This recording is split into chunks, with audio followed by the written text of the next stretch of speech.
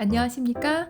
한국장애인단체 총연합회 2024년 6월 셋째 주, 넷째 주 주간 핫이슈를 전해드립니다. 첫 번째 소식입니다. 서울시의회 보건복지위원회는 6월 17일 탈시설 조례 폐지안을 심사 이의 없이 가결했습니다. 해당 조례는 장애인을 수동적인 보호의 대상에서 자율적인 인권의 주체로 인정하는 방향으로 장애인 정책의 패러다임이 전환되는 추세임을 반영하는 취지로 마련됐는데요.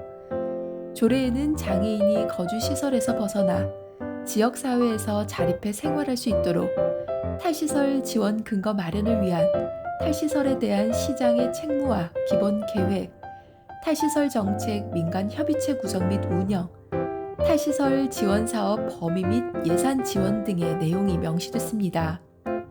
서울장애인 차별철폐연대와 장애인단체는 17일 오전 기자회견을 열고 탈시설 조례 폐지안이 서울시 의회에서 정식 절차를 밟아 폐지가 확정되기도 전 탈시설 조례 폐지를 전제로 하는 조례 개정안을 발의했다고 규탄했으며, 이 개정안에는 탈시설을 거주시설 퇴소로 대체해 사용하고 있고, 기존 탈시설 조례의 탈시설 권리 및 원칙과 탈시설 기본 계획 수립과 재원 확보, 자립생활주택 운영, 소득 보장을 위한 공공 일자리 제공 내용이 삭제되고 시장의 책무를 축소했다고 지적했습니다.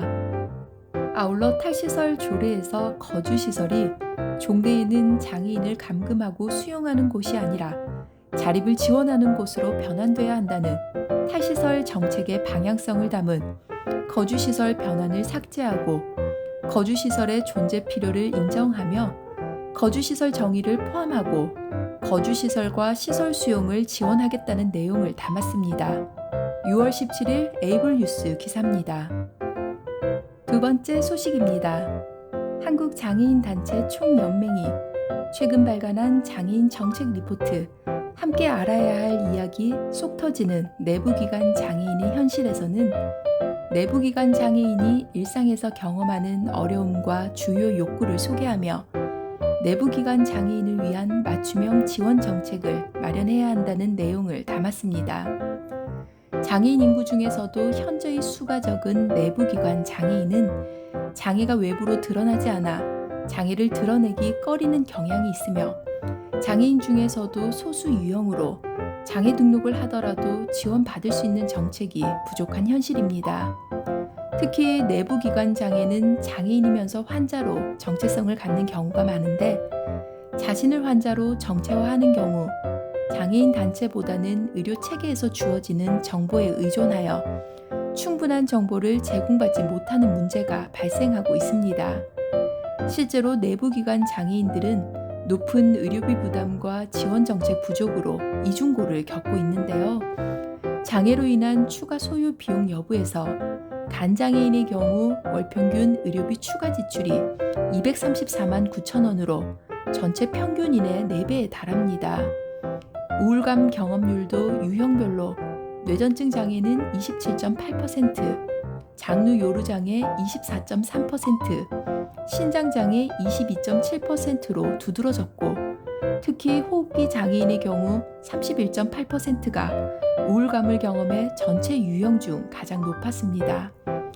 장애인 정책 리포트는 내부기관 장애인이 경험하는 일상적 어려움을 해결하기 위해서는 소수장애인 복지욕구 조사 및 정책 수립 기초 연구와 소수장애 유형별 복지 서비스 사각지대 지원 서비스 마련을 위한 장기적인 비전을 갖춘 정책이 필요하다고 강조했으며, 체계적인 정책 개선을 통해 내부기관 장애인의 삶의 질을 향상시킬 수 있도록 의료비 지원 확대, 사회적 인식 개선, 내부 장애인을 위한 맞춤형 일자리 창출 등을 이뤄내야 한다고 덧붙였습니다.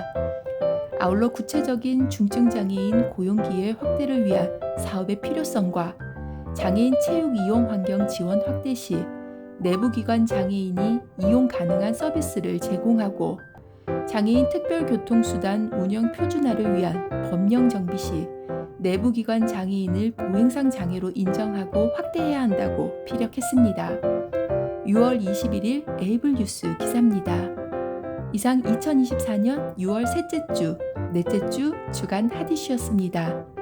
질문 있으시면 댓글로 남겨주세요. 지금까지 목소리 출연의 아나운서 최국화였습니다. 고맙습니다.